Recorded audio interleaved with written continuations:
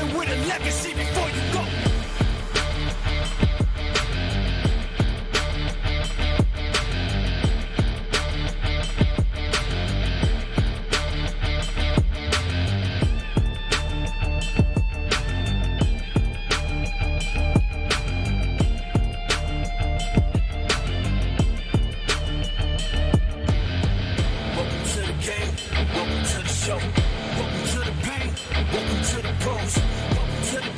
Your story's never told unless you leave it with a legacy before you go. Welcome to the game, welcome to the show, welcome to the pain, welcome to the pros, welcome to the grind. Your story's never told unless you leave it with a legacy before you go.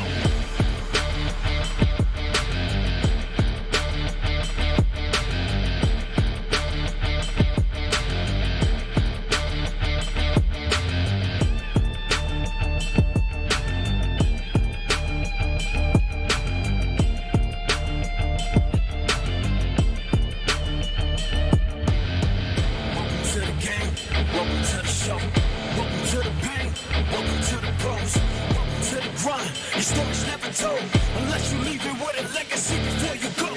Welcome to the game, welcome to the show, welcome to the pain, welcome to the pros, welcome to the grind. Your story's never told unless you leave it with a legacy before you go.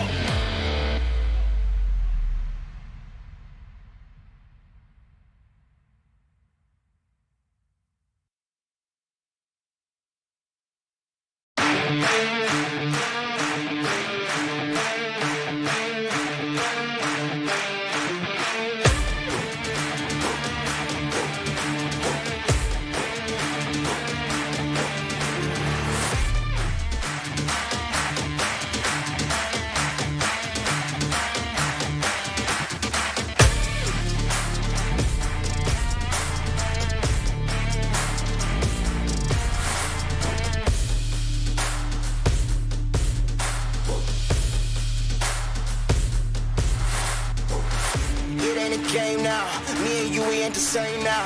Lions coming out to play now. Opposition out the way now. Out of the way, you wasn't invited. Say you come to play, I dare you to try it.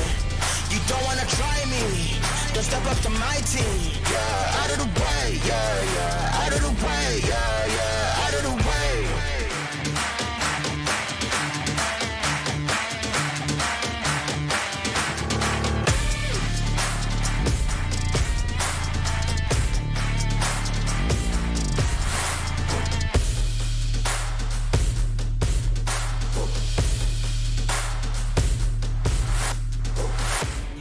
Game now, me and you, we ain't the same now.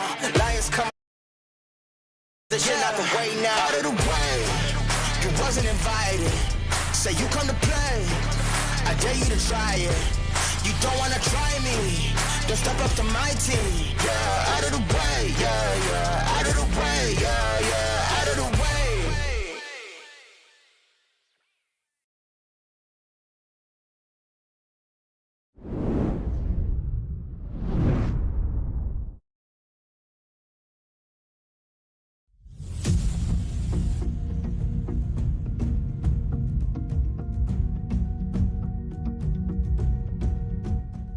Live from iRacing's virtual Las Vegas Motor Speedway, we say good evening, sim racing fans, and welcome to RaceSpotTV's continuing coverage of the Full Throttle Real Sim Racing Cup Series playoffs. What was once a group of 16 championship hopefuls now stands at 8 as we get set tonight to possibly enter our first driver into the championship 4. And happy that you're with us as always on a Monday evening. We're alongside myself, Evan Pasoko, joined by Nolan Rempel and Terry Radford upstairs in the booth with our director Joshua Lee downstairs, guys. And some heavy hitters fell to the wayside when the round of 12 ended just a week ago at the Charlotte Roval, but it is a clean slate. And again, I cannot stress enough, we may know our first championship 4 driver at the end of the night, depending on what happens here tonight in Vegas. Las Vegas Motor Speedway is, of course, always one of those tracks that is known for its speed and its unpredictability. You know you're going to have yourself a barn burner of a race. I honestly think Las Vegas Motor Speedway has been regarded as one of the fastest mile and a halves that has been left, that hasn't been reprofiled, much like the likes of Texas has. That at least it was, till Atlanta Motor Speedway got its reprofile to basically turn that into another plate track in of itself. But yeah, Las Vegas Motor Speedway, bound to be an interesting race. You know we're going to be seeing at least one of our Championship 4, I'd imagine, by the end of the race tonight. It is a heavy skewed playoff field here tonight, as many of those eliminated drivers will not be on the grid here tonight. But you take a look at your playoff grid, it was Lariah, Johnson, Horn, and Six who were eliminated in that round of 12 finale. Race wins in the round of 12 to both Agnew Phillip and to Kevin DeKing, meaning that they'll get a 3 bonus point head start ahead of Harris, Danson, Nieto, Casto, Freenosh, and Silver. But Terry, any of those drivers there hoping to be celebrating like Tennessee was at the end of this evening if they can get a big race win. Rocky Top, you'll always be home, sweet home to me. I hate to tell you, at the end of this show, there's only going to be one person singing Viva Las Vegas, and that, my friend, is going to be Cody Harris. I don't normally pick favorites in it, and when we do, we normally say Kevin King walks away with us. Cody Harris wins, puts himself into Phoenix, and all hands on deck for the rest of the field going into next week. It's a bold call right off at the top. We take a look high and above the virtual Las Vegas Motor Speedway. This racetrack, 1.5 miles in distance, 20 degrees of banking on the Tri-Oval Super Speedway.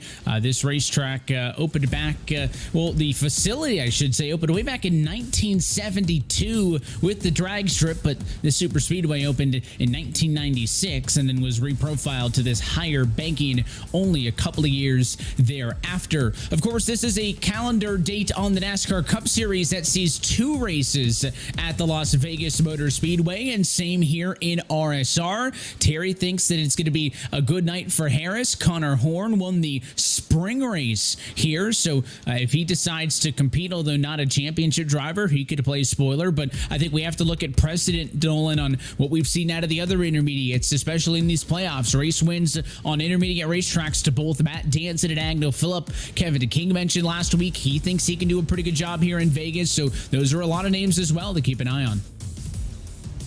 Oh, absolutely. All these names, ones to definitely keep one sharp eye out for, as we will no doubt be seeing all of these battles come to their heads later on in tonight's event. 134 laps, though. It's a lot of time, though, for everything to shake on up, and I have to wonder if maybe we're going to be seeing even some surprise winners up there in front. These mile and a halves, typically a little bit more as you'd expect to see when it comes to seeing guys in front, but I think that would normally be the exception had it not been for this season, which has really just been a toss-up all around. It really has been, and one other thing we've been tracking over the course of this entire season, but recently as well, is what is happening in the Full Throttle RealSimRacing Cup Series team standings. No chase in that, and it is Keeping It Real Esports #1 in the lead of the team championship. Back at the start of the playoffs, it was Keeping It Real Esports 2 ahead, but they have not led the team standings in any of the last 6 weeks. So Keeping It Real Esports enters tonight 40 points ahead of Flat Out Motorsports and 50 ahead of Keeping It Real Esports 2 for that team championship. That's a battle that will go all the way through that finale at the Phoenix Raceway in just a little bit under a month's time from now. Qualifying wrapping up as we'll get set to go racing for 134 laps and 200.5 miles of racing on the high banks in Vegas. And last year as well, Terry, this fall race was much later in the afternoon, going into the evening, so temperatures were down. Local time in the sim, it's not even noon, so it's not going to get cooler as the race goes on. The temperatures are actually only going to go up, depending on if we lose some of the cloud cover that we've seen during practice. Well, and I called a race here yesterday in the PRL right here on RaceSpot. And the thing that kind of stood out to me is what you're talking about. The sun, the sim time was exactly the same. It was around noon. The sun kind of creeped out a lot. The outside lane became the most dominant spot. And the way the drivers explained this to me is that these next-gen cars, when they're leading and they have a car trailing behind them, they tend to burn the right front up quite a bit. So let's not be surprised when you see a guy who could be leading, say, a Kevin King or a Nieto or whoever, to just wash up a little bit and let that driver get around him to cool that right front down, maybe circulate themselves in to potentially win it. And with that being said, it is time to take a look at your starting grid for tonight's Las Vegas 200. Pole position belongs to Agno Phillip. I just referenced it. Winner at Texas last round, and he will lead last week's winner, Kevin King, to the green flag tonight. So 2 heavy playoff favorites on row 1. Gary Sexton and Michael Johnson will start on row number 2 with Nick Mara and Ross Cato, your top 6. 7th place will be that of Grant Davis, with Ross Cato down in, with Cody Harris down in the 8th. Andrew Freenosh is 9th, with Sean Casto in 10th. Brandon Whitaker will be in that 11th position, with Nick Silver over in 12th. You go back here to 13th, you got Eric Papineau, Michael Laraya 14th, Christian Malachek in 15th, Jaron Widemaster in 16th, Matt Danson, bad qualifying spot down there in 17th, and start next to him, another bad qualifying spot for Sam Nieto. Nieto's got some work to do. He's in the midfield. He's ahead of Benazzi Major, though, who was starting in the number 19 spot with Joseph Tice, Brandon Bowie, Eric Stanford, and Mike Kaczynski through the drivers who put down times in that qualifying session. Provisionals will stack Dylan Jones, Daniel Eberhardt, and William Schmidt on the back end to make a grid of 26 cars here this afternoon. You take a look at your track conditions. Again, it's just a little bit shy of 11 a.m. in the Mojave Desert, 68 degrees Fahrenheit, track temp just 11 degrees above that at 79 degrees. But again, we anticipate those to go up, guys, and the clouds have snuck away, so you can expect some of those desert temps to creep in.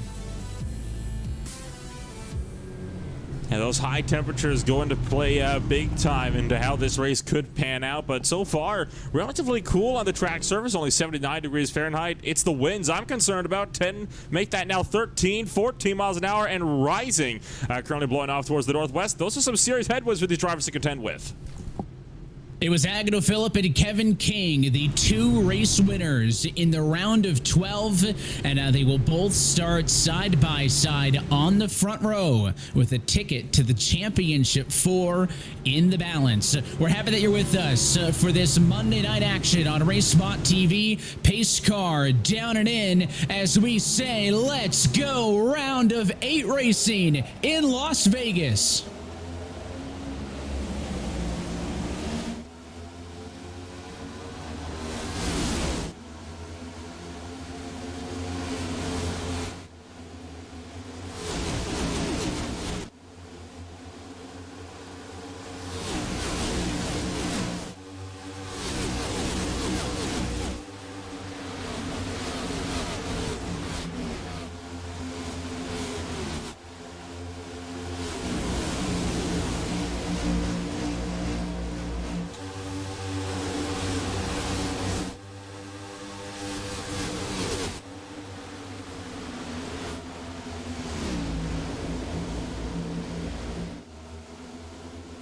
And it was on the outside of the race lead early went Kevin King, but now top side, the 1 car. Gary Sexton started 3rd. His Toyota will go to the race lead as they head off to 3 and 4, and he'll pull a large advantage. Look at the battle for 2nd. Casto into the outside wall. The 52 car sideways, spins, and contact Andrew Freenosh involved in the accident. That is really, really big for the championship right there. Well, that's 2 of them. So, and the 88 Freenosh, he's not rolling. He can't. Tire rod's broken in the back. And for the 52 here, just towed. That's massive damage. He's not going to be able to continue. For Casto, I think that all but did it. They're going to need to win from here on out because that's significant damage for Casto right there. he's going to be on pit road for a hot minute. Take a look. You saw Castro try to go to the outside. There was contact with Stanford, and then when they came back down the track, Freenosh got hooked late in this accident. He was nowhere near where it started, and I believe it was contact with the Johnson and Freenosh. Let's watch how it starts. Here's Castro on the outside, trying to go 3 wide. That's a gutsy move. Tags the 19. He goes sideways, and watch Freenosh on the apron. He's safe, and when Johnson comes down to avoid the accident, it hooks Freenosh into the outside wall, and that car did need to tow to the pit lane. Severe damage on the 4-time defending champ. Let's watch his perspective. And that 39 car just got unsettled when he cut back down low, and there was nothing Freenosh could do. That's a heavy shot to the outside wall. Lariah getting a face full of that as he just barely got around that mess. I know Minazzi Major collected it as well, but not nearly to the extent that that 88 car did. But heavy wreck for a defending champion. That's not at all what you want to see. And I have to be honest, Evan, that would be the second series I've called this season where I've seen that happen. I remember there was an Xfinity series I was actually calling just about a month ago. Had something very similar happen. The championship favorite, 3-time defending straight, got himself wrecked out in the final round and couldn't move on into those last race.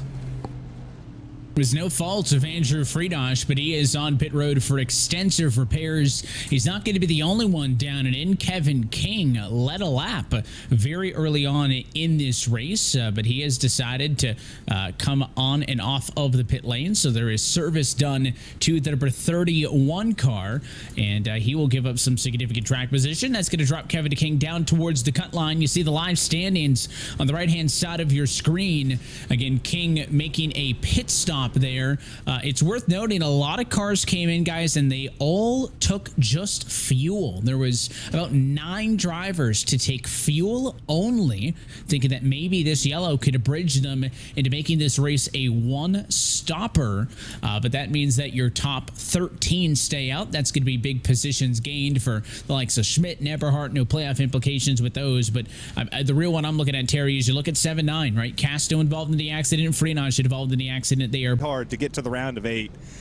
You're 5 laps into this event, and all hell broke loose. And it happens. You know, you make a move, you have to get track position here at Las Vegas. They overstated that yesterday on NBC for the broadcast of the Cup race. Track position is the only friend you are going to have here. If you're stuck behind another driver, it's been proven on the 1.5 miles. You're going to burn the tires off of it. You're going to burn the right front off, and you're just going to push tight through the entire corner. You're not going to be able to go full throttle.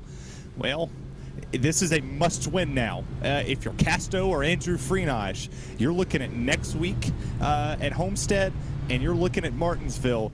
You don't have any other option unless somebody else has significant damage here in this race. You got to just go win.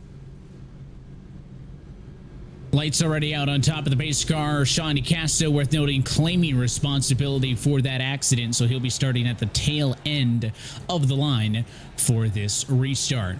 So playoff drivers now spread throughout the field. Agnew Phillips still the highest runner of your playoff cars, despite the fact that he started on pole, led no laps there early, and he'll restart for the outside row number 2 inside row number 2 in the number 3 spot. Pace car off and in. Gary Sexton gonna have to wait to the Geico restart zone for this race to get back underway, and the green flag back in the air.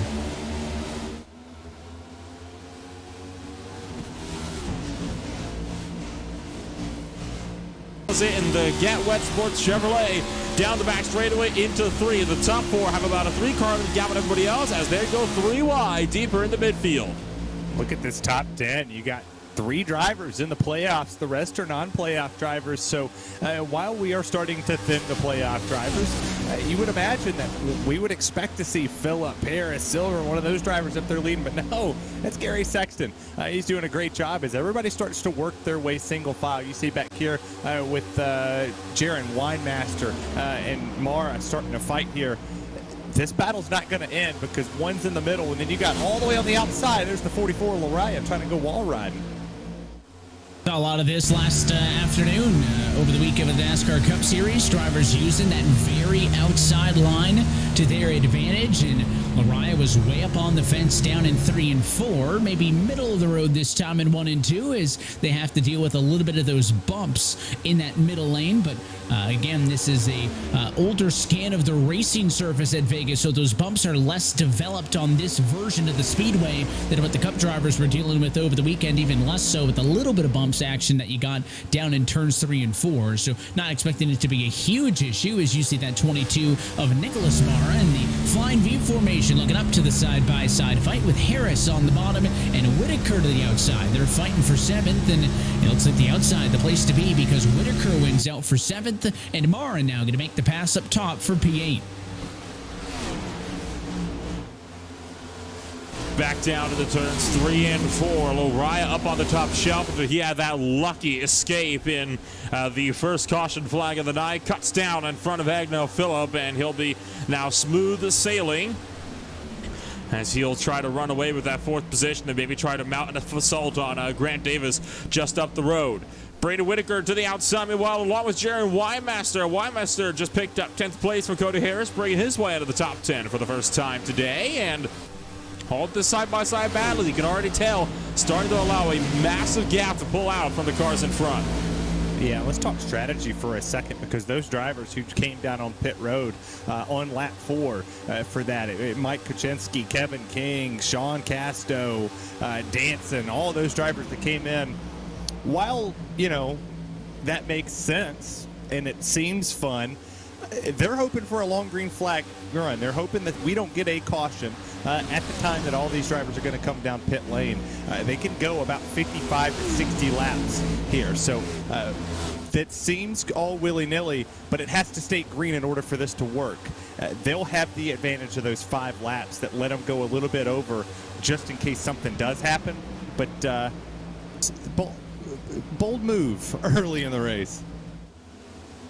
You got to walk the balance between aggression when necessary and a little bit of conservation as well when that's the move. You got to get through all 134 laps in this race. You look at the battle for first position to Gary Sexton, 0.6 of a second up on Nick Silver. Silver now occupies the highest running position of the drivers still in the playoffs, and he started back in 13th, but again stayed out, has made some good headway, and has a significant advantage over his playoff counterparts. In fact, closing in a little bit on the race leader in his Keep It Real Esports number 4 Ford. Of course, we talked about those extensive team championship implications that both KIR 1 and 2 are going through, trying to fight off Flat Out Motorsports for the team championship. Obviously, that is a secondary concern to Nick over the drivers championship, but look how far ahead he is of this, and I'm sure he's glad because 3 on back are in a huge mess. A lot of side-by-side. Davis leads the pack, but this is everybody 3rd on back.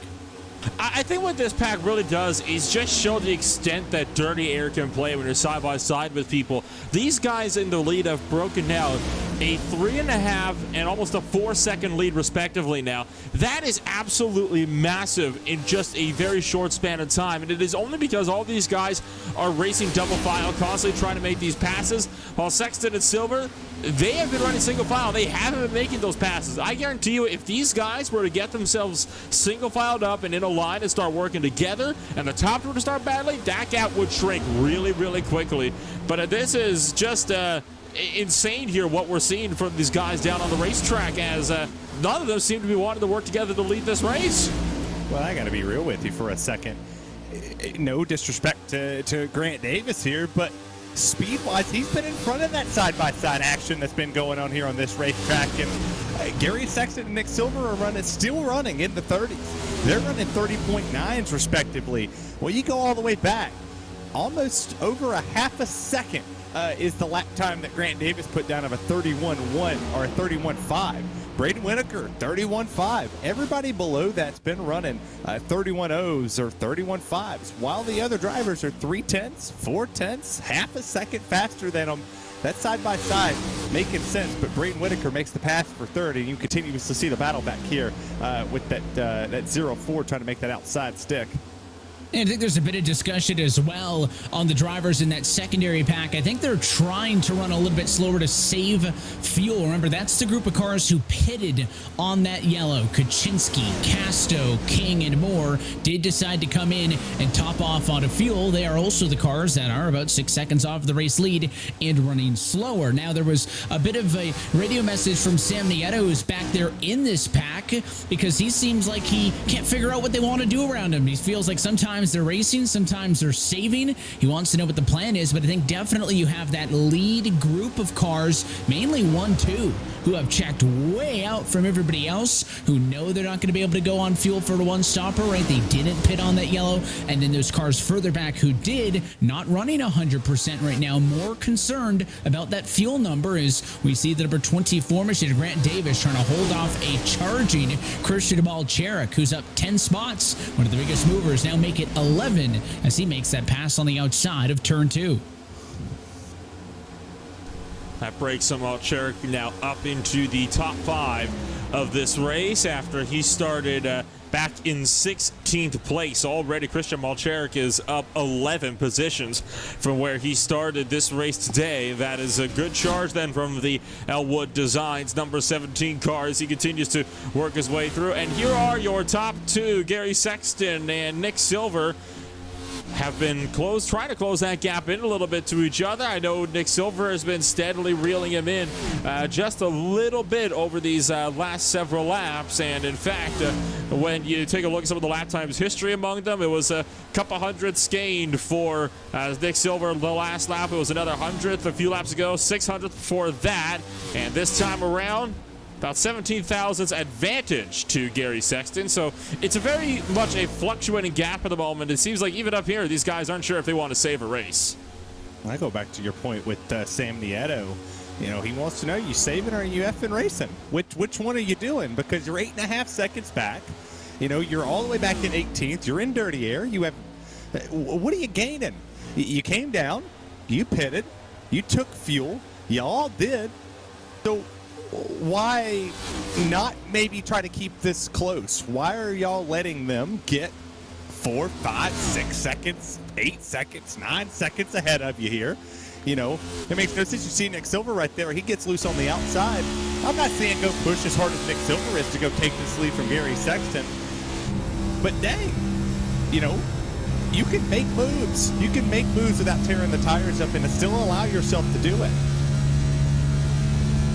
And you're on board with the driver in the number 2 spot right now. Again, they have a healthy 3.6 second gap to Brandon Whitaker in 3rd, but those intervals have started to close in recent laps. Both Sexton and Silver in the 32.1 bracket last lap, meaning they ran slower laps than anybody else in the field, whereas Whitaker and Schmidt 31.6s, so they're making up about a half a second per lap. So maybe the guys up front starting to realize, hey, everybody's saving behind us. Maybe the fact that we drove 6-7 seconds out in front may not be so advantageous to our strategies, and maybe they are now on the flip side trying to save a little bit later on in this run. But what has it done? It has allowed Nick Silver to close in now and looking to the inside of Sexton on the bottom. Drag race down the Nellis straightaway. Silver looking for the race lead in 3. The Race Labs Mustang will clear Gary Sexton to the Battle Beaver Toyota Camry and will hightail it back to the race lead. So I believe that will then be lead change number 2 on the day, as Nick Silver is up and now secured himself on point. Already starting to pull out a little bit of a gap as well back to Gary Sexton as we check back in on your secondary pack at the moment, which at this point is kind of blended in with that second group as well. So it's the top 2 and then everybody else at the moment. But you can see these guys now starting to disperse a little bit as drivers get their own pace figured out and figure out exactly how they want to run in this opening stint here. And I think for the most part, at this point, everybody's just content to just kind of ride around. There's not a whole lot of people, looks like they're making moves back here. Well, I mean, you got to think, too. You wasn't 5 laps into this race, and you already saw 2 playoff drivers get wiped. You know, you don't want to put yourself in a bad position. And I think if you're one of the playoff drivers at this moment, you know, you got to go, maybe I should force this 3 wide. Maybe I shouldn't fight this car throughout the entirety of this race.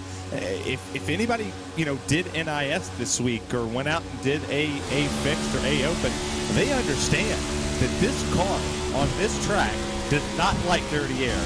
It does not like traffic at all, and it dang sure doesn't like going side by side. It doesn't like it when a car shifts up in front of you and takes the air off your nose. It makes the entirety of this car change. Every bit of the dynamics that this car gives you just goes out the window when somebody slides up and takes that front end away from you. As you see 3 wide right here. Oh no, he goes around the O2 and Dylan Jones in the wall. Oh no! 2 cars into the outside wall. They'll come all the way to a stop, but there is no caution flag, and now the caution will come automatically from the iRacing service after a second incident coming off of turn number 4, and that late yellow really bailed him out because one was not going to come from the tower manually. It was only 2 drivers. You see on the outside, Jones in the middle. It looked like coming off of the ball was Kuczynski who tagged him, and they just could not get off each other. And it wasn't until about now until that yellow actually flew. Not seeing any secondary incident on the back straightaway, so I think that was just an extremely delayed call. I'm not sure why it took so long for that to come on out. You're right on board here with Michael Kuczynski, though, as he exits turn numbers 3 and 4, and Dylan Jones just runs him right up into the wall. Nothing that the 30 car could do on that one. I have to say, I think the 02 just didn't realize he didn't have that much room to work with. That looked awful similar to a incident we saw yesterday. But you know who this bails out more than anybody? Those top 2. Because now I don't see anybody staying out. We could sit here and debate that maybe the drivers who came in on lap 4, as I watch them all say in, that bailed those 2 out because they were losing time. They were hemorrhaging time back to that second pack and kind of just sit there and was just half throttling it. Really, he didn't want to force the issue this early in the race. Those 2 went gung-ho. They said, we don't care. One of them's racing for something. The other one's just out here to collect trophies. They were falling off big time to this field. So that definitely bailed them out. As now they should most definitely come off 1-2 off pit road. We'll see as they make that long trip down to the end of the pit road, and the number 4 car will be the first driver out. So Nick Silver executes the 4-tire stop. He is in and out in the number 1 position. And what this will do is eliminate that duality of saving and pushing and, going hard early in the run and backing it off late in the run, because that has taken everybody out of the option of trying to save fuel to the end. And now everybody is safely within side of a 1-stop window with 104 laps left to go in this Las Vegas 200. Of course, more yellows likely to continue to change that strategy as the night goes on, but at least for the time being, that incident there, guys, gets rid of the fuel strategy we were talking about. So the fuel strategy a bit more organized now that everybody's going to be back on the same cycle, which means theoretically we shouldn't be seeing anybody attempting to save fuel on this restart, unless that is still something that these guys would have to do. So this is going to get a little bit interesting then here on this restart, Terry. I mean, we've got only a 26-car field, already 2 yellow flags in just these first laps. I have a feeling, though, like the reason why we're getting so many of these cautions early on is just the speed that Las Vegas brings around. I mentioned before, it is known as one of the fastest mile-and-a-halves out there, and I think the fact that the draft plays such a heavy role is why we're seeing a lot of these yellow flags coming up early on here.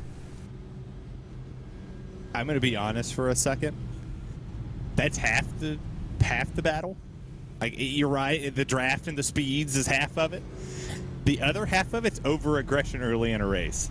And I'll always sit up here and I don't criticize people. I don't name a name, or I'm not going to, jump on my high horse or my mountain of, whatever. But there's a time and a place for aggression. There's a time and a place to put yourself in a position to cause somebody else or to cause yourself to be done.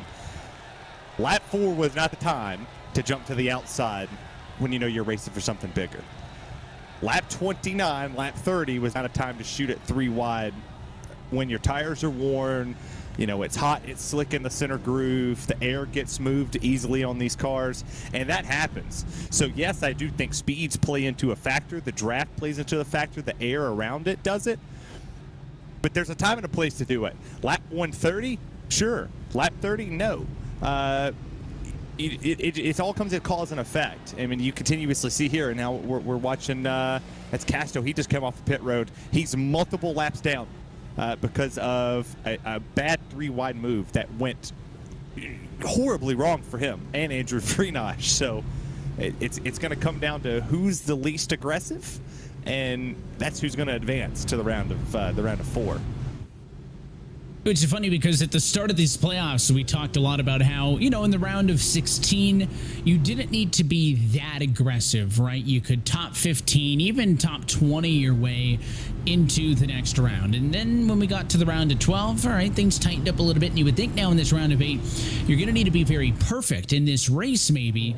The idea is to not be overly aggressive, as Andrew Freenosh has rejoined the racetrack for the first time since being involved in an accident. He has scored 26th out of 26 cars, 28 laps down, still currently showing last on those live standings. But I do think that this round does have a less of a margin for error.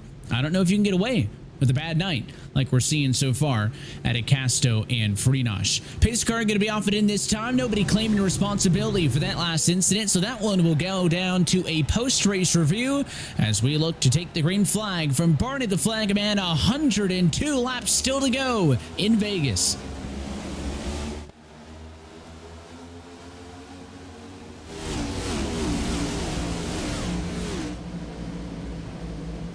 And already we're pushing that full to 3 wide through turns 1 and 2, but we're already, remember, 2 for 3 incidents on going 3 wide and a caution flag coming on out, so these guys have really got to be careful with that.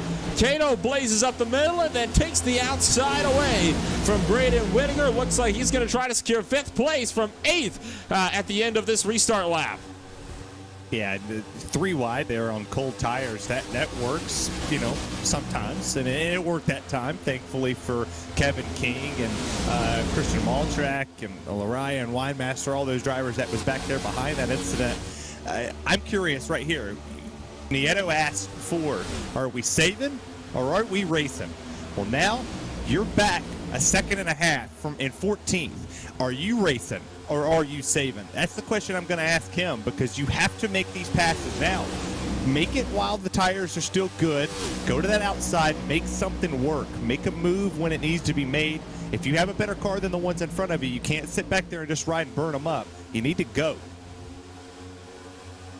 You do need to go, and we've seen the aggression now ramp up off of this most recent restart, as it is now the 94 of Agnew Phillip pressuring for the race lead. Started on pole, led no laps though, dropped it down quickly in the running order, and now that time on the inside, lap led. Phillip goes to the top of the board. That could be a big playoff bonus point, and that'll be a swing in the championship standings as now Phillip takes over the lead. Schmidt goes through to second, and Silver under fire. Do they go 3 wide? Cato to the inside, and it'll be Sexton down on the white line.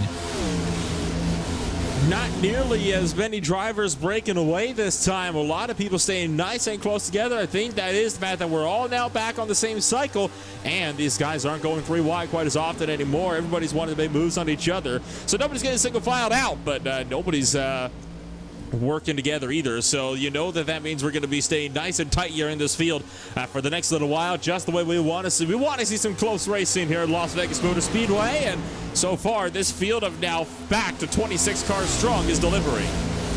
Well, now that you got Nick Silver, he clears the 31 of Kevin King, and now you have the top 5 single file. The battle for 6 rages on. You have 2 by 2 for 3 back, and now Davis, he's going to get that pass on Ross Cato. I actually want to circle Ross Cato for a second in the 12 machine. He had practice yesterday. Not many of these other drivers got to do this for 134 laps like he did. He did the PRL Cup Series yesterday. Granted, he got wrecked out, but he was running up front when he got wrecked out from a very stupid move that was made through the infield, I will say. I'll continuously say that was the dumbest move I've ever seen on iRacing. But he's up there in 7th.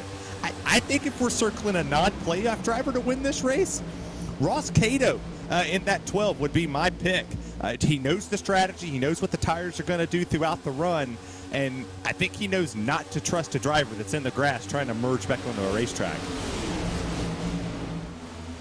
You can see the midfield here. Most cars dropping to the bottom, but a huge run on the outside for Malcherik, who made a good sprint through the corner. He's the second of those black and green cars on the outside of the racetrack. He's back up to P7, and now caution and trouble behind your race leaders. That's big. And it is big contact. Eberhard is involved, and Brandon Bowie, at least the others. So maybe for the first time, it avoids playoff drivers, but Eberhard took quite a lick into one, and we're under a 30 yellow of the afternoon. I hate to break it to you, it didn't. Freenach was car number 3 to get involved in that one, and he broke the same suspension broke the first time, and he is back down to pit road. I think this time, possibly for good. It was again 3 wide. This time through the tribal on the exit. Eberhard squeezes up into Nick Mara, shoves him and Freenach into the outside wall. Following this, coming back down, Eberhard collects Brandon Bowie. They slide up, and Cody Harris just had nowhere to go, and neither did Freenach, who got into him for the second time.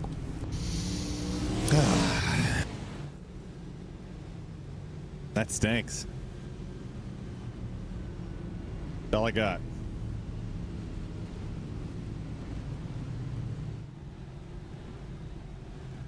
Just another bit of 3 wide where you know there's going to be aggression off of a restart like that, and it's certainly avoidable. I mean, the racetrack's got space for it, but it seems like everybody wants to push. I mean, they're all willing to be aggressive, and just unfortunate timing there because it was really just Eberhard and Mara.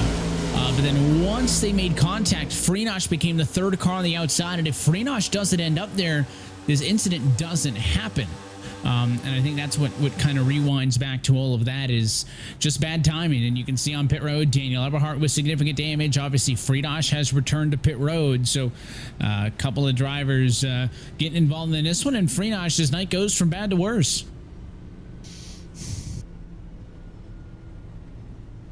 Can I chime in here for a second? By all means. I guess we'll allow it. Can we look at that replay again? Because I watched something that might have been different from what we saw on the original replay. There was something about a half a lap before we got to this incident that I went and looked at. You see right here with we're about here, so we'll get there. So Jaron Weidmaster sitting right here in front. There was a bit of a checkup that started to happen. It started to occur back here in this mid-pack, where you see this move here with Weidmaster.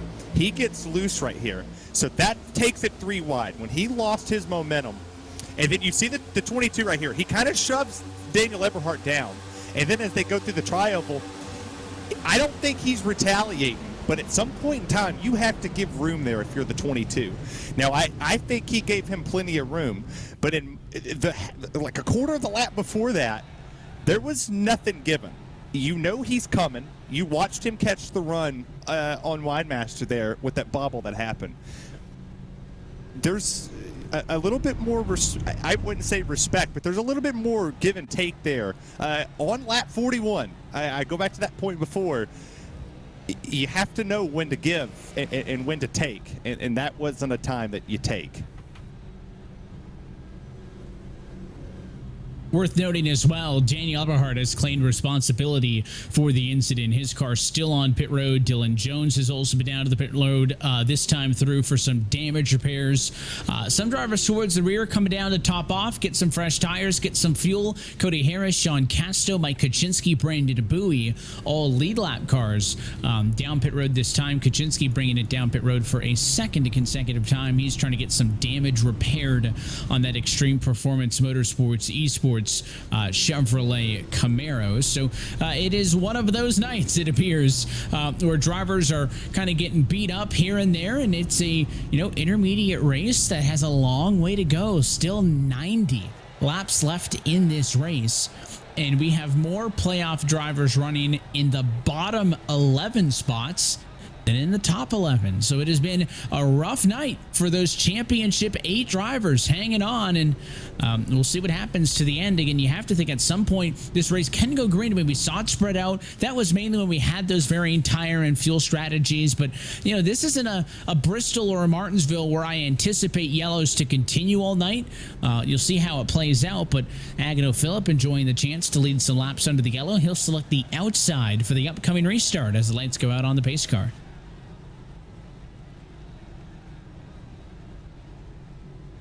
As you rightly mentioned, lights out on top of the iRacing safety car. Agno Phillip choosing the outside lane for the restart. Now, that outside lane can prove advantageous at some tracks. I'm not sure if Vegas, though, is one of them. I've always seen Las Vegas as more of a bottom-line racetrack, but from what we've been seeing so far, I think these guys are looking to prove me wrong on that regard. I wonder, though, if Phillip knows a little bit of a trick to see if he can get a launch from that outside lane quickly here, though.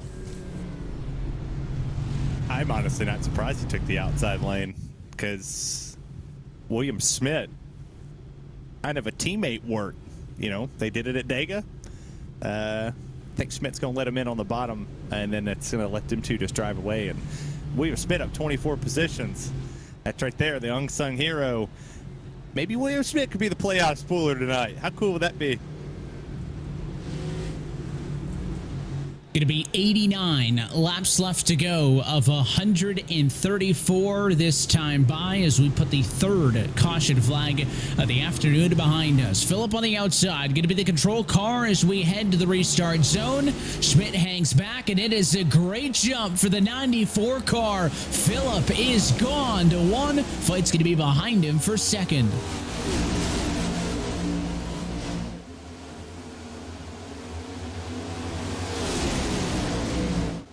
Clear by 3 down the back straightaway, and so far William Schmidt hanging tough in that second position as well, side by side as Gary Sexton trying to hang on against former race leader Nick Silver. Grant Davis working that top shelf as well. Kevin King on the bottom, Michael Araya just in a bit of no man's land. Right behind them, on board Sexton looking out of the passenger side window. Back at that number 24 car as they take these varying lines down into the corners. Davis, is he going to try for the middle of 3 here? No, he's not. Silver not leaving a hole. They've already caught Phillip, though, and Schmidt's looking for the lead. A huge block, though, from Phillip down the backstretch. That was a massive block, and I'm looking at this outside lane here as Nick Silver. He gets the run all the way up there, and Grant Davis, he's going to send her 3 wide, and he's going to make her stick there. Now you got a 3-way fight for the lead. You're there. You're at the door. Can you get to the center of the corner and make that sucker stick? He can. He makes it stick. Silver goes to the wall. I put the 24 to the race lead. He's going to clear the 4. What a drive from Grant Davis. Pretty quiet early on in this one, but he's taken the lead away from Silver, and no race lead appears to be safe tonight. He'll be the 5th different race leader in the opening about a third of this race. And Malcherik wants to make it 6. He pressures from 3rd. Sexton 4, Phillip 5. They've both led double digits laps tonight, and look at the 17 up top. Malcherik is cooking, and off at 2. New race leader Malcherik rockets to the race lead. He has loved that outside and clearly has no intentions on saving tires at this point. I don't think a lot of these drivers have any intentions on saving tires. I think these first 50 laps or so have really kind of put into perspective what kind of a race we're going to be looking for here. It is definitely going to be more a race of attrition as looking like tonight, and I think that means that a lot of the drivers have switched from let's see if we can save a little bit to quick, get what spots I can before that next yellow flag comes out to try to put yourself in a good spot for an upcoming restart. But that is allowing Christian Malcherik to now pull out a half a tenth, make that now 0.6 of a second lead way up the road, and now starting to run away with the race lead, just like we saw Gary Sexton and Nick Silver do early on in this race. Man, this is like sitting on the strip of Vegas, and you're hot, you're rolling what you want. You're lucky number 7. You hit 13 red. You got a big stogie after Alabama loses to Tennessee. You're sitting back with a nice scotch. And look at your top four: Malchek, Sexton, Davis, Whitaker, and there's Brandon Bowie for the top 5. Anybody would have took that bet in Vegas? Because I wouldn't have took that. I wouldn't have took the under on this of how many playoff drivers are in your top 5 at lap 50. Well, if you'd have said none, you'd have been right. You also would have been a liar. So I don't know which one you want to be, which one's worse. You got to go to Agnell Phillip, who's getting harassed right now by Davis in the 24, who just not too long ago had this race lead. They're sitting there, and here comes Brandon Bowie trying to take the P2 position. What a race in Vegas so far. Yeah, the non-playoff cars have come to play, and I wonder if the attrition for some of the other playoff names, the Castos, the Harrises, and the Freenoshes, have maybe spooked some of the other playoff cars into thinking, listen, some of the fellow round of 8 guys have already had issues. I don't need to overstep my bounds right now. I just need to lock it in and get a good finish. We'll see if that's the case, because, again, Agnell Phillip, the highest of the playoff cars, and he is well under fire by a lot of drivers who are trying to keep the pressure up on him, as your top 4 at least have been able to single file themselves out somewhat. Malcherik leads by 9/10 of a second over that man there, Brandon Bowie, in the 34 car in second.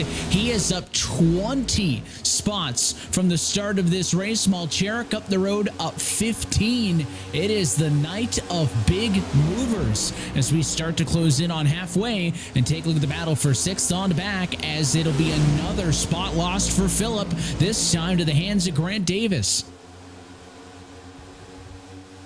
Grant Davis going to move up just that one more, and we continue to work our way through. Now can Davis get clear, trying to run down Whitaker and co. up in front. Meanwhile, you've got the fight for the race lead as Bowie gets around Christian Malcherik for the race lead, that time by 1 and 2. So another new race leader as we continue to go side by side for the spots in and around the top 10 at the moment, with Munatsi Major and Agnell Phillip running the top lane, and nobody wanted to give each other any room to work with. See the first playoff battle going on here between Nick Silver and Agnell Phillip. Okay, we'll play it again. Who had Nick Silver leading your playoff drivers coming into lap 60? Nobody in this chat? None of us had Nick Silver leading the playoff charge at Las Vegas, and now Agnell Phillip goes back to that outside. You got William Schmidt sitting in front of Nick Silver. That's going to make Silver kind of have to check up here just a tad bit to miss this as the battle up front rages on. Christian Malchek and Gary Sexton having a whale of a battle, with Brandon Bowie taking this race lead. They caught him. It's a 3-way fight here. Well, here comes the 04 Whitaker. He's trying to get in this as well. It really is amazing to see how drivers can go from a second up to having somebody on their heels in no more than a handful of laps in this race here in Las Vegas, as Malcherik has jumped back up to the race lead after having just lost it to Bowie, who notches a couple of laps led in his own right. Now Whitaker may be the guy to watch, because his 04 Chevrolet going to the outside of the 34. That fight's going to be on for third. The race leaders had really strung themselves out in the last 2 runs, but they haven't been able to do so here. Look at the intervals on your Kayla Synthetics leaderboard. There is a lot of cars, your top 12 in fact, separated off of Malcherik by less than 2 seconds. So nobody really running away like they had done previously. Nobody running away yet, as I think an important thing to note. As soon as these guys start going side by side, that's going to give Sexton and Malcherik the means they need to be able to hightail it off with this race lead and just ride off into the sunset. Already, though, almost at lap number 60 now, as this race starting to continue to work its way through. The laps ticking down, and will this be our longest green flag rim pad all race long? There's the move. Grant Davis at the inside of Brandon Whitaker. That's what Gary Sexton was hoping to see. It means he doesn't have any trouble from behind, and they're 3 wide with 1 on the apron. Remember the last time we saw this take place, but this time it's no problems into turn 1.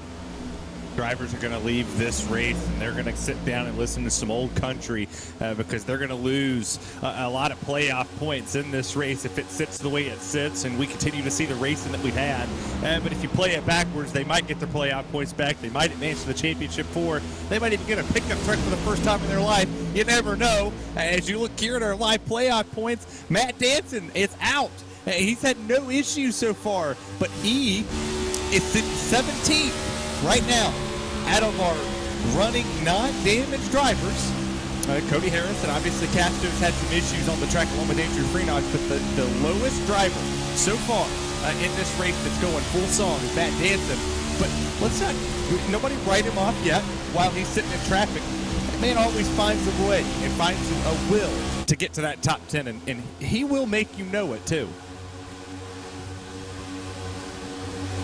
Danson -7 to the cut right now to Nieto, who holds that final spot. Nieto, 7 spots, now 8 ahead of Danson on the racetrack, and the points update accordingly so. So that is your difference right there. Remember, those two drivers came into tonight tied in the championship. Silver up top will stay ahead now of Grant Davis completing that pass, and Kevin King in the 31 going to follow suit as well. So we've seen times drivers go up to the very outside on the wall, but it kind of just seems like middle of the road, right? The higher of those 2 lanes is the place you want to be to make passes. You're able to get that run off of the corner.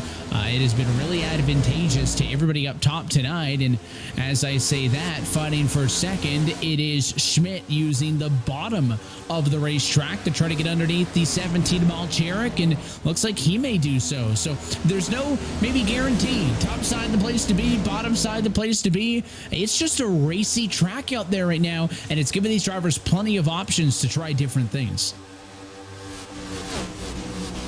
And I think having those options is definitely what allows for some of this much tighter and more competitive racing that we see here tonight. Because it means there's a little bit something for everybody. If you like running the top, you can get some speed running the top. If you like the bottom, you can try to defend those positions from the bottom. If you like running to the middle, well, you can be a nuisance to everybody else and just park it right in the middle. But there is something that all the drivers in this field will like to some degree, as you see on the left side of the screen. As Malcher gets up and close personally with the outside wall, Sexton loses the lead to William Schmidt, who puts himself up after he started stone dead last, working his way up through the field. Yeah, a lot of these drivers have kind of found their solace on that outside lane, which is to no surprise to anybody.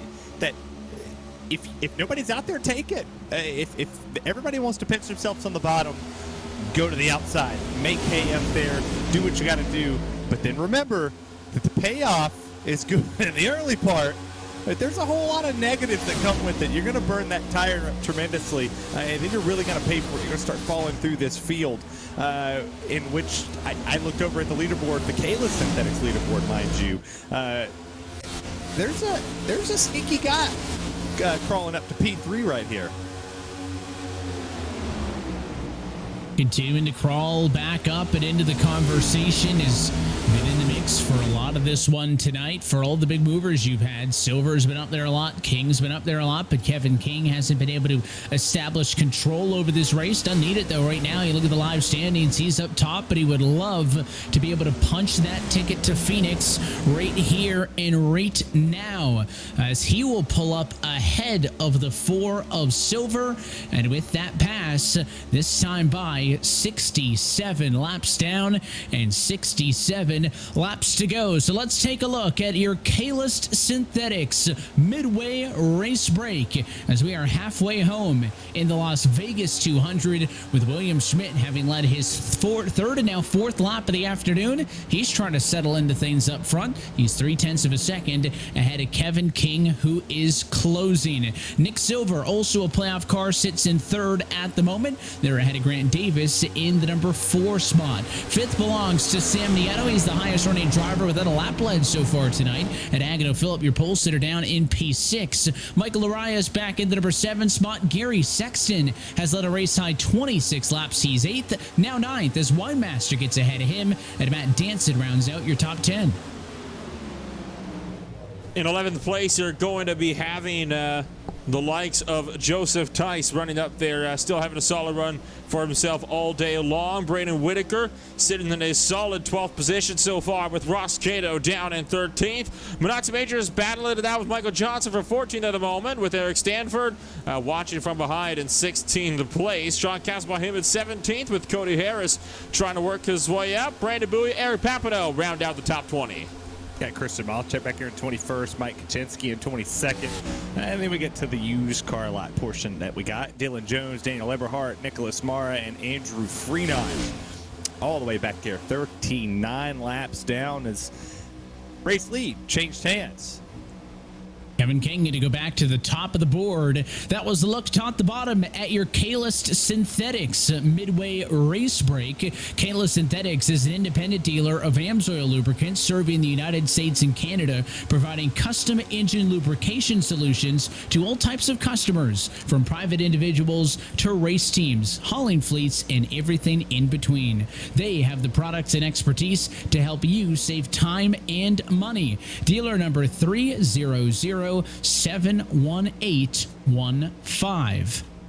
I don't think we've seen anybody at the top of that Kalis Synthetics leaderboard for much more than maybe 5-6 laps at a time tonight. Again, that revolving door at the top of the scoring pylon continues, but King now trying to lock in, lead some laps consecutively here, and secure a spot into that Phoenix finale. Not all that long ago, we were talking about how all your playoff cars aren't running up front, Nolan. They're not doing good. Check it out now. There are 5 of them inside of the top 8. There certainly are, and those cars are definitely going to have themselves an absolutely magnificent race here tonight. It might have been looking a bit gloomy for your playoff contenders at the start of this race, especially with those few early race cautions. But now, as we have our longest stint so far tonight, those playoff drivers starting to make a resurgence. You've got, of course, Kevin King currently leading this race, and I imagine by now the odds-on favorite to win your 2022 Full Throttle RealSimRacing Cup Series Championship, with Nick Silver and Agno Phillip hanging around in 5th and 6th place. I see Uriah and Danson back there in 7th and 8th as well.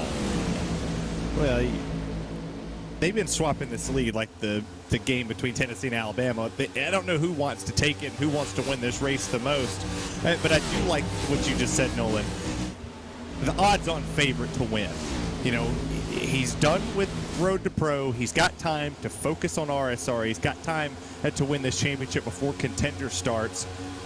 I think once we get past this and we get into the rest of the time in the NASCAR world of it, you give that guy time to practice, that guy shows up and shows out. And we're obviously talking about Kevin King for the fans at home.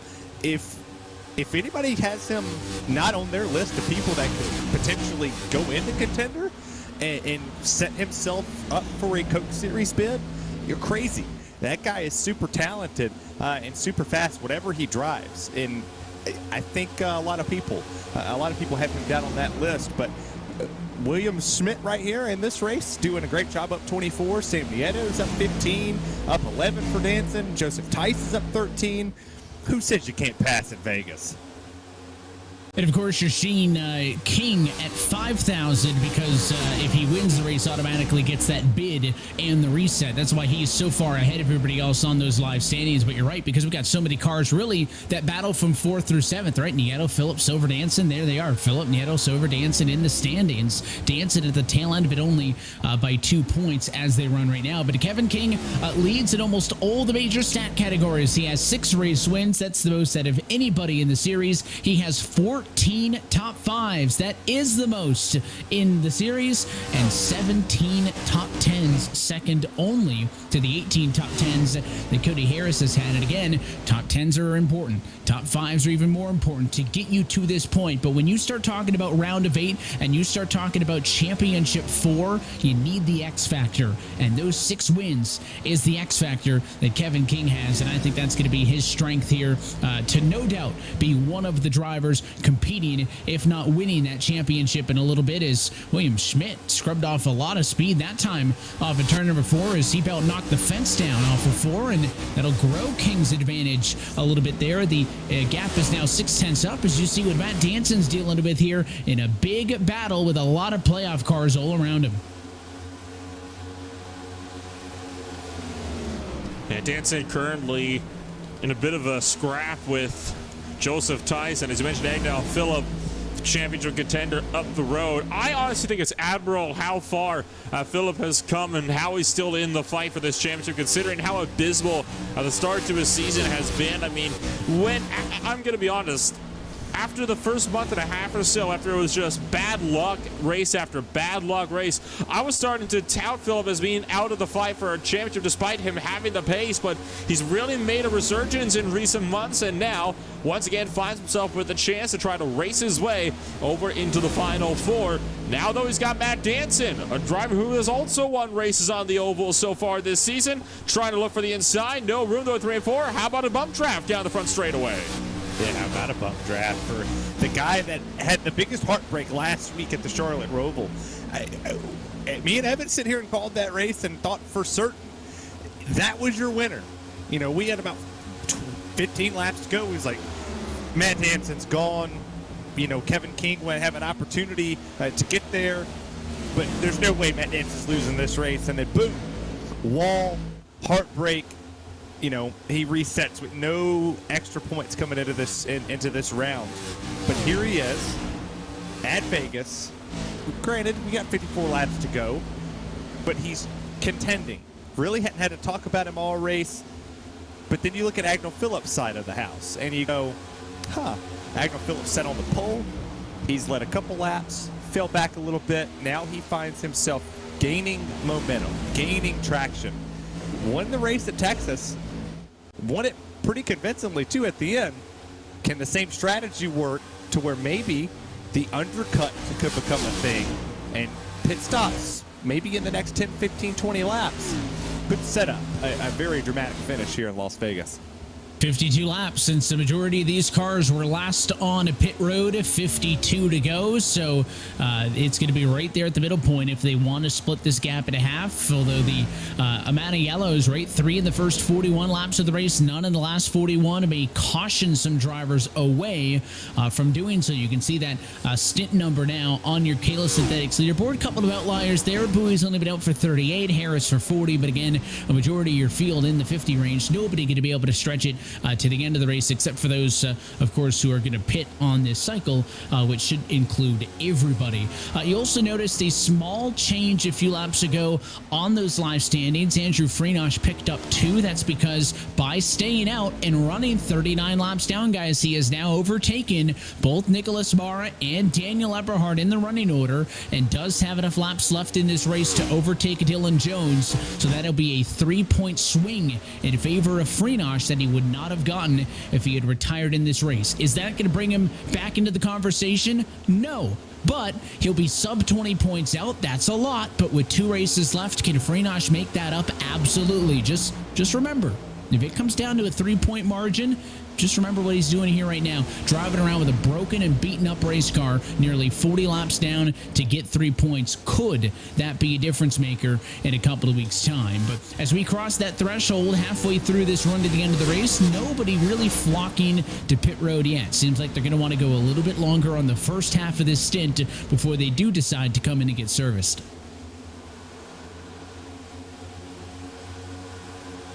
It's only a matter of time before these drivers start making those calls to make their way down into pit road. Joseph Tice running the bottom now with Brandon Bowie still working the top lane. Grant Davis hanging around in 7th place. Bowie going to go for the over-under as he got the momentum off that high lane off of turn number 4. He'll pull alongside the Valvoline number 5 Chevrolet Flat Out Motorsports, and Brandon Bowie is through. Chalk him up now into the 6th position, and now sights set on Matt Danson up the road. And look at all the damage still on Bowie's car as well in relation to the cars around him. The fact that he still has so much pace is really something, considering we've seen that it doesn't take a lot for these cars to find themselves with no pace at all. We also look at the stint number. He was, 20 or 14, 13 laps better tires than what the other drivers are around him. While that seems like, he still ran a lot of laps on him, it still makes a big difference. And it could be in a little speed here or there. I mean, his last lap, he came by at a 32.1. Was 0.2 faster than the drivers in front of him, and that would be Matt Danson and Agnell Phillip. He was 0.3 faster than Sam Nieto and William Smith, and he was a 10th faster than our race leader Kevin King. So him charging through this field, that little bit of bumper damage could also be causing that air to kind of be a little bit more stable on it. Could have tightened him up a tad bit, helped him to rotate through the center of the corner. there's a lot that kind of play into factor here as you look at the 24 at Grant Davis. He tries to look for the outside. And then we got a playoff driver on pit road. That's Casto and Gary Sexton in the 19th and 20th position. And Nick Silver's coming. So a lot of takers, and now will this cause the race leaders to respond? As we've seen those two down pit road. Papano says he's going to be coming down to the pit lane as well. And here you go, off of turn number 4 and down to pit road comes Silver, Papano, Whitaker, all down pit road. That's a handful of playoff cars who have already come in, but still nothing out of King and Nieto. They run right now in first and second position. Kevin King runs the low line through 3 and 4. Not even a glancing look to pit road. He's committed to whatever his number is, and so are the rest of your race leaders. Nobody from the top 5 coming in that time. And still nobody in for the top 5. All the way back to 15th place has been lapped. Michael Kuczynski, the furthest driver back, 22.5 seconds out at the moment. Still waiting for your race leaders, as well as that, I guess, second pack at the moment to come on down into the lane this time around. Kevin King stays out for one more, as well as does everybody in that little 6-car scrap just behind. But this time it's Ross Cato and how about Michael Johnson both hitting pit road.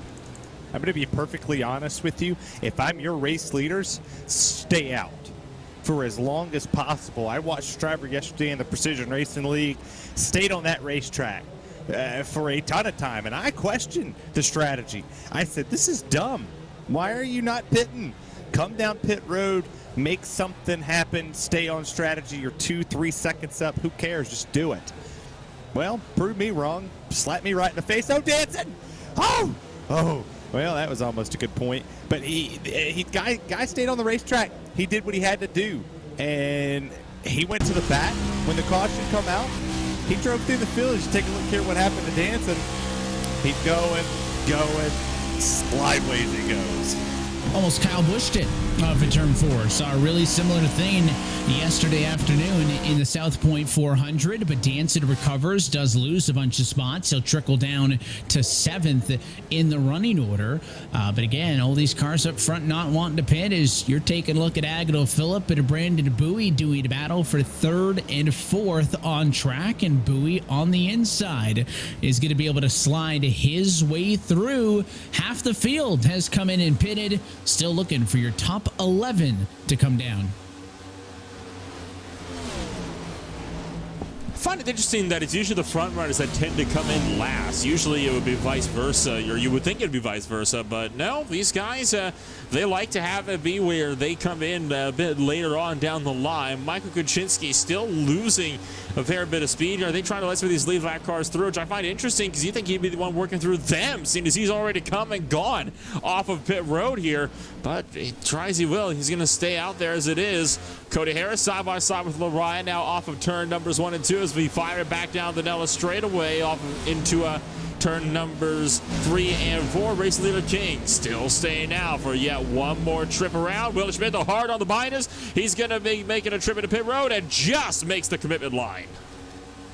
Just like the Justin Timberlake and T.I. songs, Dead and Gone. A lot of the top 15 could find themselves left by the wayside. And they're going to have a monetary loss, but the gain is going to be so sweet. You know, they come down pit road. You see the drivers came down. Manazzi Major, he came in on lap 82. He's got Nick Silver behind him. 6-lap fresher tires. The lap times are already drastically different. It's a half a tenth or half a second that's going to be a faster lap time for him. And then you go back to 1 lap later than when Nick Silver pitted. Well, he's running a tenth faster than him. So the tires are going to even themselves out. And I think once we get this run, I think these drivers are wanting to see the other guys burn their stuff up and try to make that lead lap pass just in case a caution comes out. Let them tear their equipment up and then come down pit road. And then you're just going to be on a Sunday stroll on a Monday evening. That's the thing to keep in mind, right? As these drivers stay out, when they pit, they will certainly lose positions as Grant Davis now comes down pit road and gives up his top 10 running position, right? When Kevin King pits, he's not going to cycle back out as the race leader because he's losing time, right? The cars who pitted in the low 31-second bracket, Kevin's in the mid 32, so he's losing anywhere from 3/4 to half a second a lap. So when he pits, he's going to lose significant track position, but of course, to your point here, he's going to then have the better tires and try to be able to drive his way through. The challenge always in these green flag runs is, you know, if you pit early, you're going to get the track position, you're going to be slower. If you pit, early, you're going to do the same thing, and it's going to flip on you on the backside. You'll lose track position. If you pit late, you'll be quicker at the end. That's true in every race that has tire wear, but the question is, how do you find that balance to be able to find what the right combination of give and take is? From third position and fourth, Brandon Bowie stays out. Agado Phillip is down pit road, and Sam Nieto is in from second. So two of your top running playoff cars pull the trigger at 36 to go. Jerry Weimaster opted to join them in the number 48 car, and Kevin King made the call. He'll be pitting this time by. I'd expect he'll be taking the likes of Bowie, Tice, Jansen, Harris, and Labraya all down and in with him. Kevin King sliding into pit road, stepping that back end out, just able to hit the binders in time to get himself safely into the lane. Danson stays out another time around, so does Cody Harris. Meanwhile, everybody else are all down into pit road, so you're just top two are the ones we're waiting on now to make their stops. Well, and to answer your question, Evan, about what's the right combination, it's like making a pizza. You got all these ingredients sitting out in front of you. You got your pineapples, your olives, your pepperonis, your sausage, your bacon. And you go, man, is this really going to taste good together? Maybe you're like, I want to throw some chicken on there. I don't want to put the olives on it. Or maybe you don't want pineapples as Danson comes down pit road. Maybe, just maybe, you got to find the combination. Well, you got to try some stuff before you find the right combination. And that's kind of what these drivers are in the box of. They ran a ton of practice, and they're like, okay, maybe I want a two-tire stop. Maybe I want a fuel-only stop. Maybe I'll stretch this sucker all the way out, 60 laps, and take it right to 1 to go in my fuel. And then you got the right pizza, and it might out-pizza the Hut. Just trying to translate that in my brain to pit strategy. I'll just smile and nod and agree with you there. It is always a game of trying to outdo those next to you, and Cody Harris from the race lead has decided that it is time for him to come down pit road. That should complete your cycle. Everybody but Andrew Freenosh, who is those 38 laps down, has now come to pit road. It means that your net race leader on this cycle is Nick Silver. He'll be passing Harris, who's on pit road right now, and now he will go to the race lead once again tonight. So now we'll get a better idea of the intervals on how all of this cycles out. Casto's going to end up second at all of this, having to pit it a lot prior than Silver, so a little bit of a boost for him, and a quicker pit stop as well. 14.9 in the box for Casto, and now everybody looks back. Kevin King, who was the leader before this cycle, 7.5 seconds. That's the margin that he gave up, and he's going to have to try to make that up now with the better tires. Andrew Freenosh has just called that he's pitting in. Remember, he is some 38 laps down and still out there on the racetrack, so at the moment he is, I think, just trying to get himself sorted to the end of this race. At the moment, though, I hate to say it, but there's only one more spot that he could possibly gain. That would be that of Dylan Jones, who is sitting 23rd place out of the race. Freenosh has 4 laps around him, or behind him. So Freenosh laps 4 more times. He'll be able to get around Dylan Jones, but other than that, with 31 laps to go, it is now physically impossible for Freenosh to be able to pick up any more spots on the racetrack, save for that one from the 0-2. I'm still scratching my head. I didn't get my pizza idea. It's a pretty good strategy. Like I said, you got to try some things before you figure out what's going to work and what's not going to work. The pizza strat was the first thing to come to mind. It's always there. But you see the who would then become the net race leader once everything potentially cycles through and we stay. Well, not gonna jinx that one, Evan. Don't say it. I'm not gonna say it. If we stay vroom vrooming around Vegas, that guy right there. The 31 machine, that boosted Team 31, puts himself back in the race lead, barring any crazy, bizarre, spooky Halloween things. That would be your guy.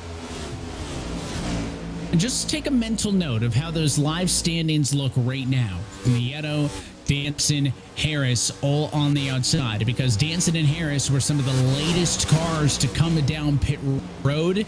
Nieto's got 10 lap better tires and a lot of the cars in front of him. Just take a mental snapshot and we'll revisit how those standings look at the end of this race, and we'll see what kind of consequences the timing of those pit stops on this pit cycle will have on the end of this race. Inside of 30 laps to go, and how about some 3 wide? The 82 car up on the outside of all of it, Minazzi Major.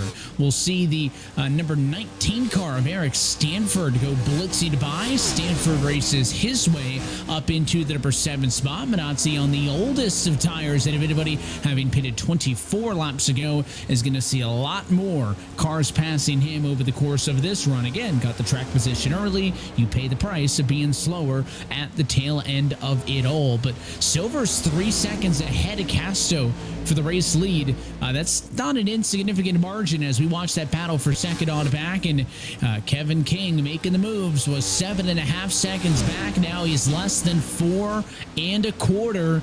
31 car clear of the 1 machine. King is back in the top 3. 4 seconds up to Nick Silver with 27 laps to go. I would say he still has enough time to pick up that race lead. Currently, Kevin King is lapping at around mid-31 seconds. The last couple laps were looking to be a 31.4, 31.2, 31.1. So he's lapping to the low 31-second bracket. Race leader Nick Silver already up to 32-second laps in high 31s, about 7/10 a lap slower. King's going to catch him before 10 to go at this rate. Yeah, I mean, he's cooking it. And he's already down to 3 seconds, and he's going to pass Casto right here. It's a difference of 12 laps. And now it's a difference of 11. So he's really going out there. Our producer said he's cooking with gas. I think if you're looking at a sleeper back here, I would say look no further than that 79. King's driving like a man with his hair on fire. He's doing everything he's got to do, but not too far behind him. William Smith, he's laying down faster lap times than Kevin King based off this draft. And if Nick Silver puts up a fight on that 31, hey, non-playoff guy, William Smith gets a win in RSR. If somebody were to play spoiler, that would guarantee at least 2 points-paying positions in that championship 4 finale. Of course, we take 4 drivers through. There's only 3 races in this round, so we know there's at least 1 spot in based on the points.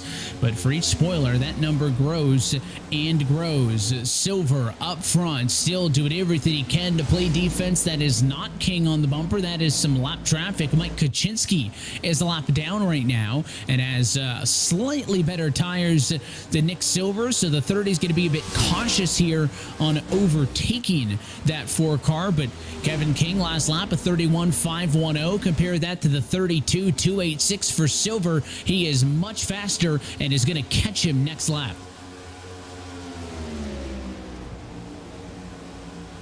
Nine tenths of a second, make that 8.5, and continuing to close. The fight for Silver is certainly not over just yet. Here's Kevin King lapping Michael Kaczynski like he's standing still. Clear by the time they get to the middle of 1 and 2. And now right up to the back bumper, Nick Silver with the run is going to look up high. Silver will leave the room. And just like that, King is in to the race lead once more. Well, the owner of the 31, you left your lights on. He's lights out. He's gone. It's like the man's got ice in his veins. He passed everybody like they're sitting still on the outside. And look at that. By the time they get back to the start stripe, 0.6 of a second ahead. He's gone. He's like the Flash dude, that little lightning bolt guy, and it's in that movie or something. I don't know. I didn't watch it, but the previews looked really good. But now he's a second. They're back to the back straightaway, and then look at this mess behind him. Nieto, Smith, Bowie, Agnell Phillip, 4 wide. 3 didn't work. Hell will make it 4. And through the middle low is Brandon Bowie. Schmidt's going to get stuck behind Kaczynski. He'll be forced to drop it to the last place in that group of 4. And man, are they getting aggressive. This is the battle for third on back. Phillip had a slight advantage at the start-finish line, but now Bowie using the outside. He'll pass, and he'll get a 2-for-1 special because Nick Silver struggling now on those slightly older tires, about 10 laps older than the cars that he's racing around. And look at Silver's interval fall. He was leading the live standings, of course, when he was leading this race. Now he's only 4 points up. Sam Nieto looking to gain some more spots. Now Silver only 3 up, and Danson is not that far behind. Silver's going to go from the lead in the points to likely below that cut line before this race is done. Well, that was certainly something. It's not often you see 4 wide work, especially at a mile and a half as tight as Vegas is, and especially after seeing what happened when we were just going 3 wide early on in this race. But hey, credit to them. They made it work, and everybody was really respectful. They gave each other room. Some drivers that were a bit slower in that grouping realized probably better to just back out and wait another day to fight that one out. And that is exactly now what we're starting to see here is Nieto to the back bumper of Agno Phillips A51 Pro. Chevrolet, is it close enough to make the dive down to the turn 3? No, it's not. I think at the moment Phillips still getting a bit of drafting advantage up from Brandon Bowie, who still runs in 3rd, but it's not enough to be able to break away from Nieto and try to attack that number 34. Wasn't it a little while ago, maybe at lap 50, lap 60, we were talking about Sam Nieto sitting back in 16th or 18th position, and he was questioning everybody else around him, going, are we racing or are we saving? What are we doing? Why are we back here? Well, he sneakily finds himself up here in the top 5, and, well, here comes Agno Phillip, the guy who won Texas, has had a very good track record on these mile and a halves. They're chasing him down. They're starting to close in a little bit more and more to Brandon Bowie. Not going to think they're going to catch Kevin King unless I'm not going to say it.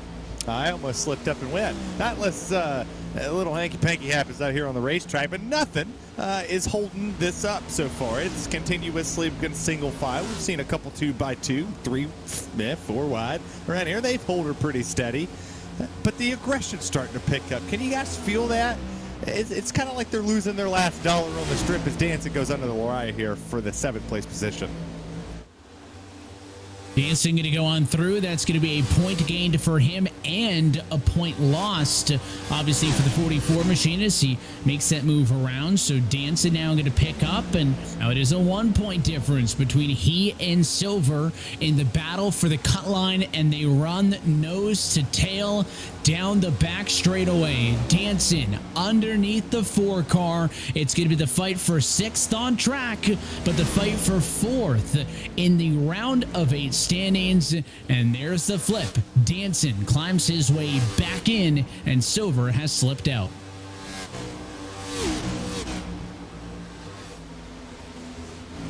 Still side by side, though. Silver, for all the old tire woes he is struggling with, is still trying to hang on, but he just can't. You saw him bobbling like mad all the way through turn number 2 as he was trying to get on the power. He just doesn't have any turn-out speed at the moment because that back end keeps wanting to twitch around on him.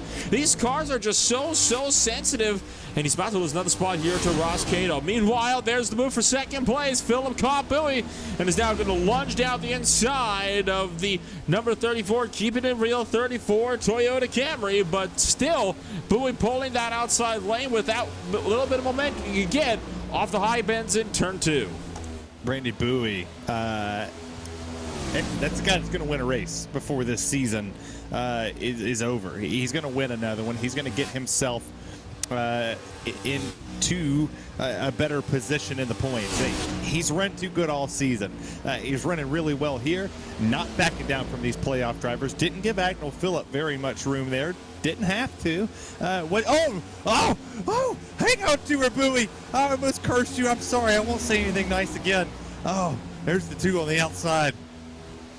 It's going to be a free point for Nieto as Bowie got a little bit loose there, and I thought the two was going to be able to get on by, but he doesn't even lose a spot. Check this out from Bowie's perspective. Just loose on him really late in the corner. Oh, below the white line on that Nella straightaway, and he doesn't even lose a spot. Bowie still in third as the highest running of the non-playoff cars. Danson, by the way, making a couple of more passes now into number 5 position. He is now tied with Nieto for third and fourth on that playoff grid, which means Silver is even further down the running order. And with 10 laps to go in this race, Kevin King has scored 2 bonus points. He's locked up the most laps led tonight, now looking for the golden ticket. As to the inside of Matt Danson goes Michael Araya.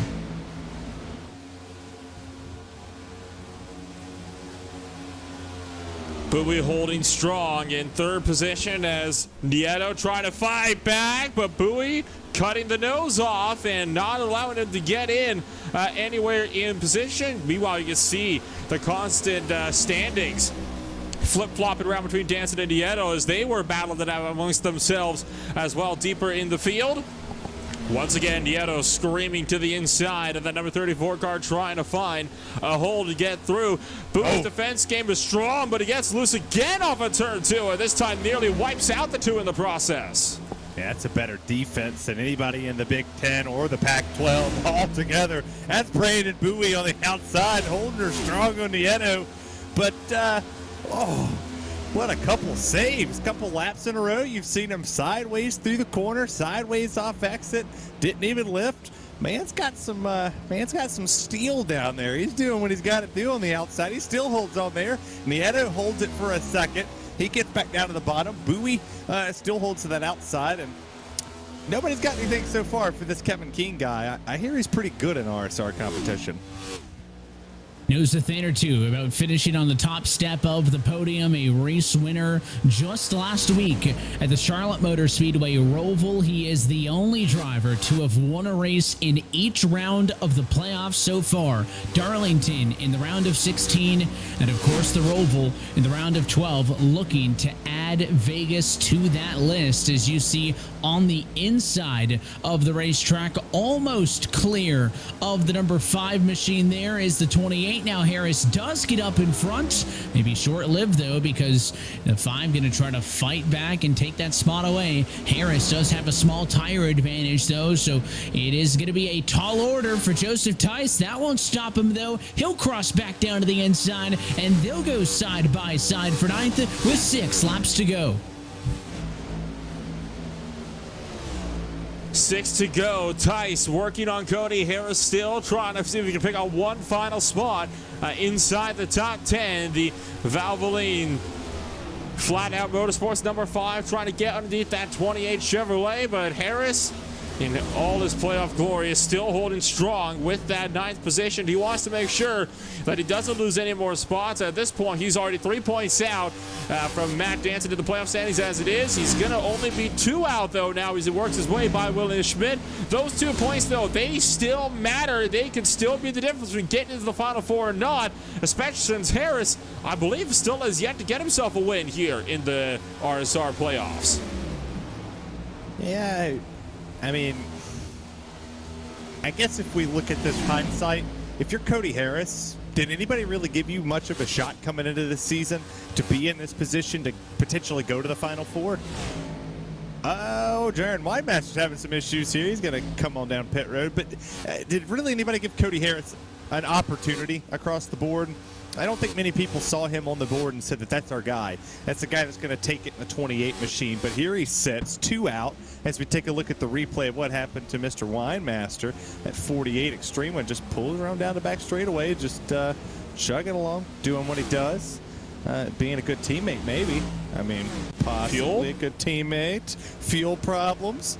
Maybe a little pickup there, but I'm looking at the running order. Nobody's going to gain any advantage from Windmaster coming to pit road. There's no playoff driver or anybody else with a subsequent points interest to get ahead of him. So Windmaster does come to pit road. To your guys' point on, Harris got that big win at Bristol, right, to close the round of 16. Finally got that first career win after 40 some odd starts at that time. And listen, if he can be sitting there within striking distance of a Matt Danson, I'd say that's mission accomplished for a guy like Cody Harris, who, again, to your point, maybe didn't get as much credit as he deserved early on in this season, but has stuck with it all the way through now to the round of 8. Final time, though, at a turn number 4 for the number 31 Chevrolet of Kevin King. He will see the white flag, and this race is official. There is no challenge from behind. 4 seconds, the gap to Phillip,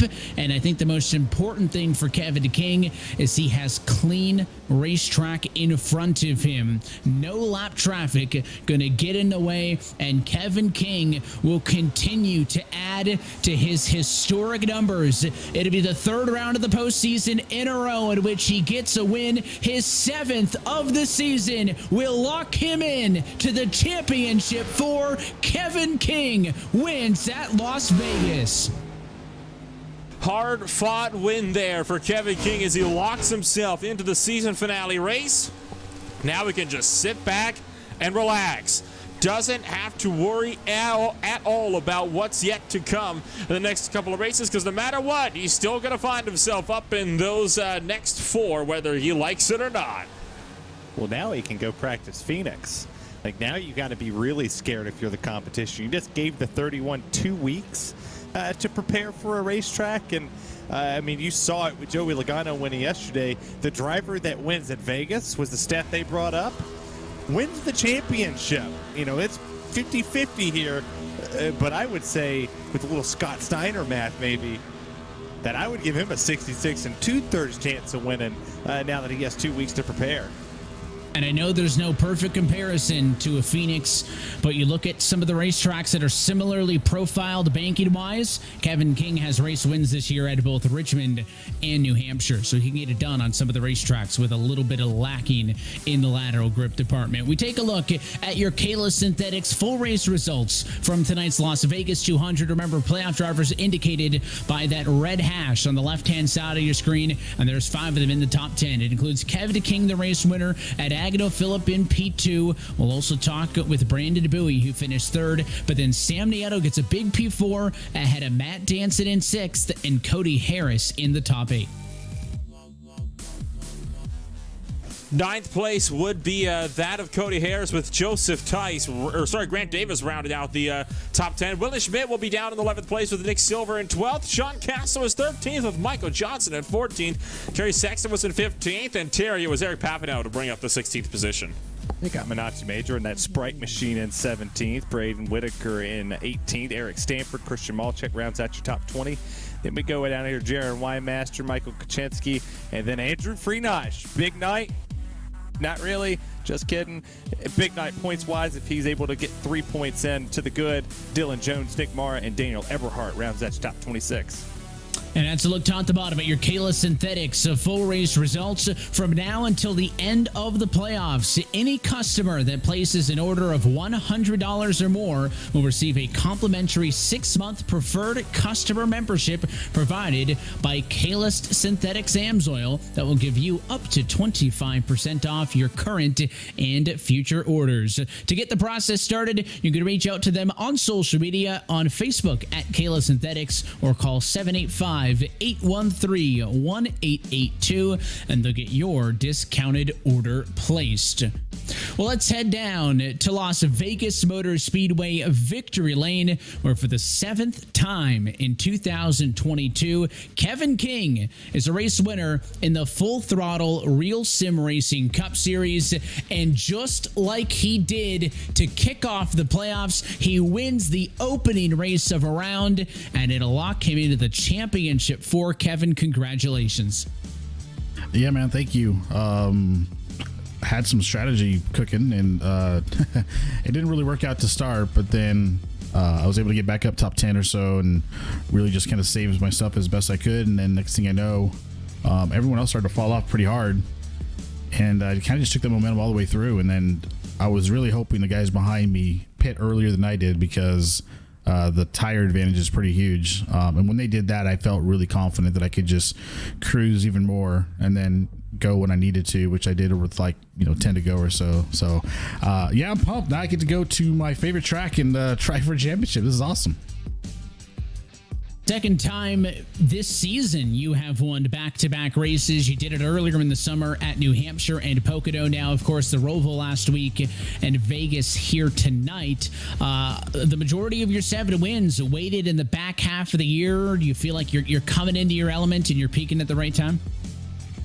I feel really confident. I don't know. I think really I'm gonna just say the RTP stuff really helped me out. Having to run so many laps and compete against really good guys, and then I have 2 leagues that I also compete in. Just practice makes perfect, as they say, and race situations for me were something that I kind of lost there for a couple of years, because I would just show up and race a fixed stuff and never really had to do a lot more open or fixed long races. So I think just running in leagues and just being more confident and being more resilient behind the wheel. I think before I would give up and I would just kind of let things happen as they did, and now I try to make the best of every situation, every race. I don't expect to win every single time, but I expect to do my best, and I feel like just having that mental outlook is really, really helpful for me. I would get really upset if I didn't do well years ago. I mean, I'm talking really bad, and I've kind of lost all of that, which is great for me. It doesn't really bring me down and make me make mistakes, but I feel like I'm just driving really, really well. And it's nice to hear other people telling me that I'm driving really well too. So I'm just going to keep doing this and see where it takes me. But yeah, I got to thank everyone tonight that had a great race. It allowed me to put my plan into place, as they say. Without giving away your tricks of the trade, what is it about your driving style that makes you enjoy racing at Phoenix so much? And a second point to that is, now that you know that you're in, what percentage of the next 2 weeks are going to be used actually just prepping for that race already? I'll do the second question. The percentage is going to be pretty high because I really want to win championships. I haven't won a championship until like my DMP days when I was actually in leagues. So I really want a championship, and the fact that it's going to Phoenix is really good for me from a mental standpoint. I feel very confident going into that. But I don't know if there's anything that I do specifically. I just think it really just mates to my driving style, which isn't out of control. I know when to back up corners. I know when to have the correct amount of roll speed and when to get on throttle. And just because I can get full throttle, I don't necessarily do. I just have a really good feel how the car handles around that track, and kind of any different cars, not so much this one, but trucks and B car or whatever. That track really just suits me. So it'll be interesting to see how it drives there, because we haven't driven this car there yet, but I'm not taking that. It won't bother me too much. I'll get used to it, and I'll do my best to hopefully bring home a trophy, because Tom showed me the trophy and I want that thing. We got another sticker to add to that race car before we see you again next Monday night, Kevin. We'll let you get out of here again. Congratulations on the win, and congratulations on qualifying into the Championship 4. I appreciate you guys so much. Thank you. He's your race winner tonight for the virtual Las Vegas Motor Speedway. The Las Vegas 200 goes to Kevin King. Second place and a big points night to Agnell Phillip. Trackside with him is Nolan. Agnell, it was such a turbulent race in the early running of things, and obviously you were one of those drivers that always seemed to be right up there at the front of this field. You never really seemed to have all that much problem despite the rest of the field. It seemed like nobody wanted to finish this race in those first 50 laps. Yeah, I was just trying to, at the beginning, you had to guard against the possibility that this would be a fuel mileage race. So I was just trying to save as much fuel as I could, try to make it on one stop. And then, the rest of the race, you're still trying to save tire, because that's what racing in these cars are like now. So, yeah, I mean, I didn't do the greatest job of managing kind of track position and knowing when to push and when not to. Got a little bit behind the 8 ball there at the end of that long run. Otherwise, might have been able to keep a little bit better pace with Kevin. But yeah, overall solid result. Hopefully, we can keep the momentum up into next week, and maybe we can try to lock ourselves into the Final 4. Obviously, when you look up at the races coming on up, it is a couple of those tracks that Kevin King does seem to have some strengths at, but do you reckon you'll be able to see if you can knock him off that pedestal and see if you can at least lock yourself in without having to race your way in with the points? Well, like I was just telling Brandon, I think Kevin's probably figured out this car, better than anybody else in the series right now. So, if he doesn't have an issue at any of the races from here through Phoenix, he's going to be tough to beat at all of them. That being said, we'll give it the best shot we can, and I think you never know, kind of like how Texas played out. There could be a race situation that kind of works kind of more in favor to my driving style or to the situation that I'm in, and maybe that'll be enough. But I'm only going to try and control what I can control and try to get the best finishes possible. Hopefully that's a win to lock us in, but if not, we'll just keep trying to stack the top fives on each other. Well, hopefully you'll be stacking those top fives up. If not, the race wins, and hopefully you'll be able to take that through to the Final Four and lock yourself up with that championship after so long. Thanks for joining us here tonight, Agnell. Congratulations on the second place finish. Best of luck next week. Thanks, Nolan.